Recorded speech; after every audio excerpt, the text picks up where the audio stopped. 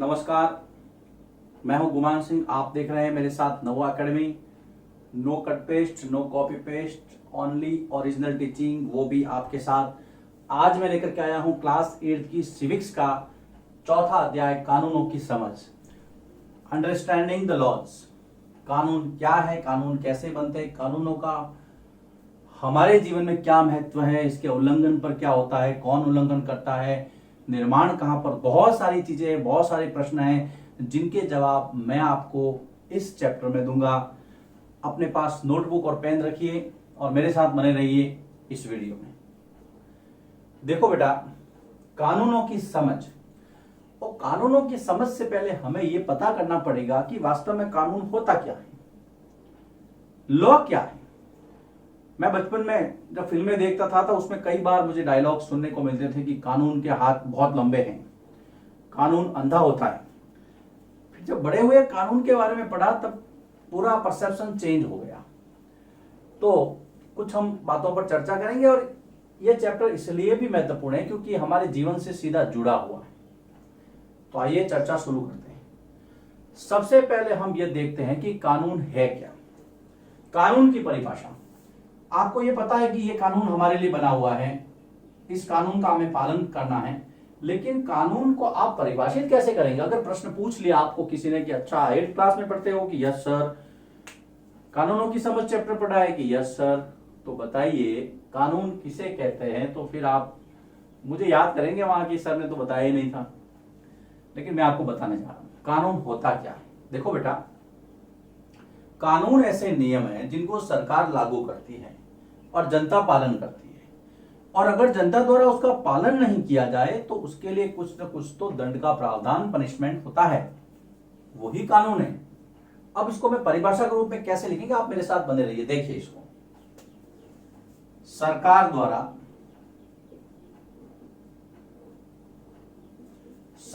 द्वारा बनाए गए वे नियम जिनका पालन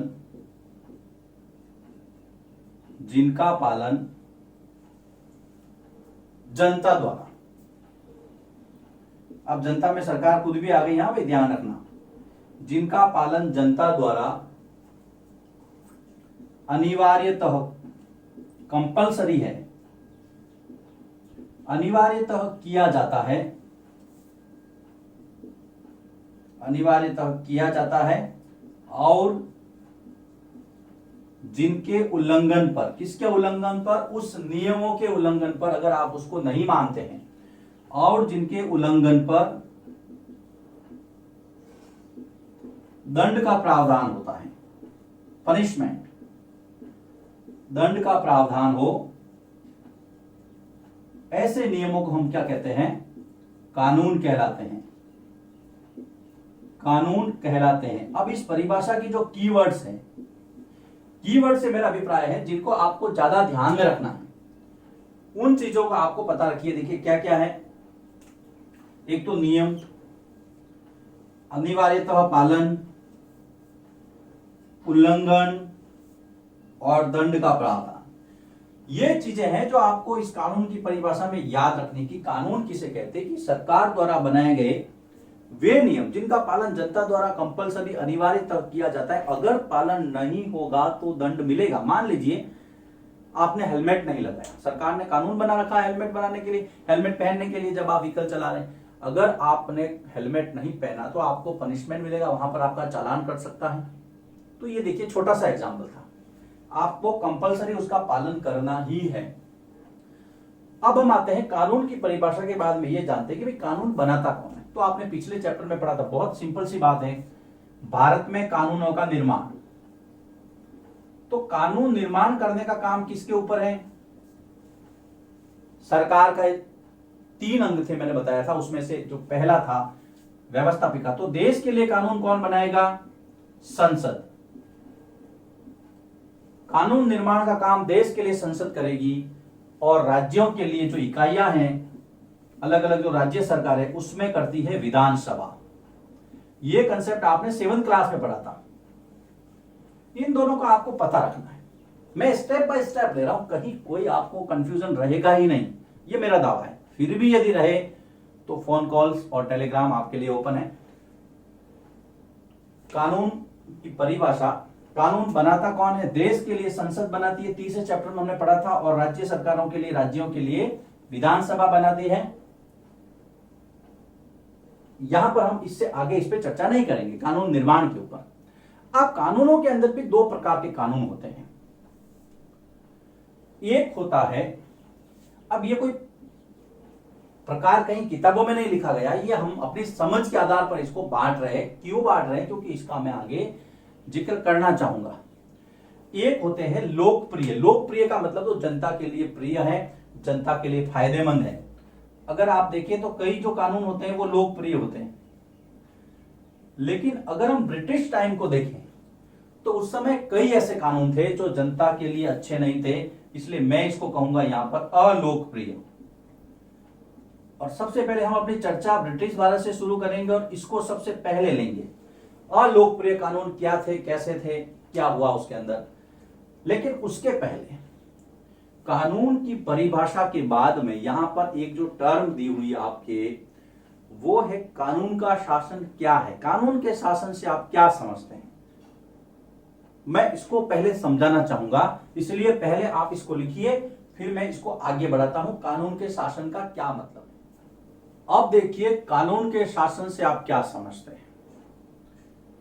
तो कानून के शासन की शुरुआत होती है आर्टिकल 14 से, जहां पर लिखा है कि कानून के समक्ष हम सब समान हैं। कानून के समक्ष समानता हमने पहले पढ़ रखा है, अनुच्छेद 14 मौलिक अधिकारों के अंदर मैंने आपको पढ़ाया था। इसकी शुरुआत होती है आर्टिकल 14 से, जिसमें लिखा है कानून के समक्ष समानता। कानून के समक्ष सभी व्यक्ति समान हैं, इस बात को आपको ध्यान में रखना है। इसी के बाद में आया था आपके अनुच्छेद 15, जिसमें हमने कहा था कि सभी व्यक्ति बराबर है जाति, वंश, लिंग, जन्म स्थान, नस्ल,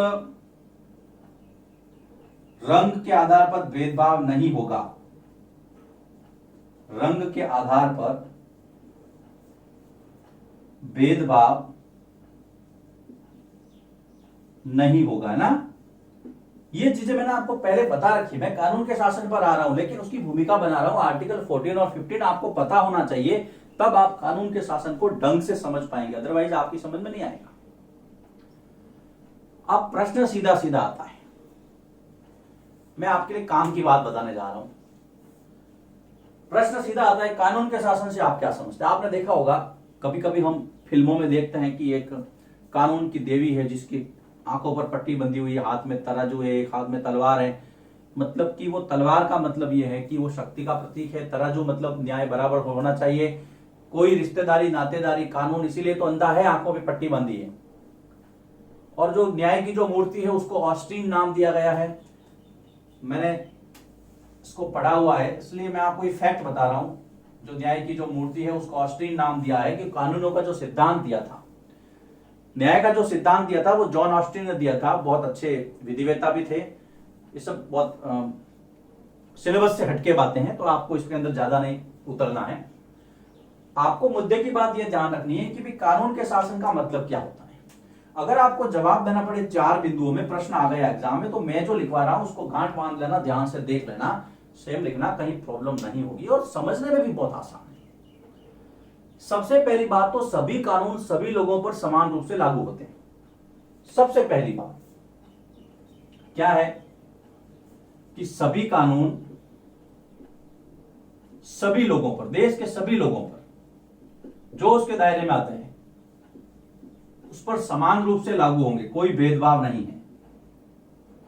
यह कानून के शासन की पहली शर्त है,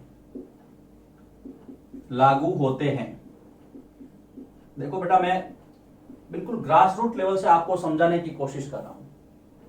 पहला बिंदु, सभी लोगों पर समान रूप से लागू होगा। दूसरा, चाहे आम आदमी हो, सरकारी अधिकारी हो या जनप्रतिनिधि हो, नेताजी हो, है ना, तो आम जनता जैसे आप और मैं, कोई भी बड़ा से बड़ा सरकारी अधिकारी है, प्रशासनिक अधिकारी है, कर्मचारी है, सरकारी कर्मचारी व अधिकारी, सरकारी कर्मचारी तथा अधिकारी, और उसके साथ में मैं लिख देता हूं जनप्रतिनिधि।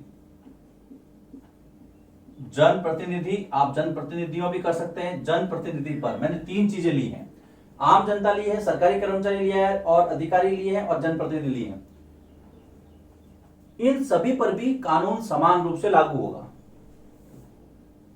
पर भी समान रूप से कानून लागू होगा, समान रूप से लागू होना या लागू होगा। क्या लागू होगा?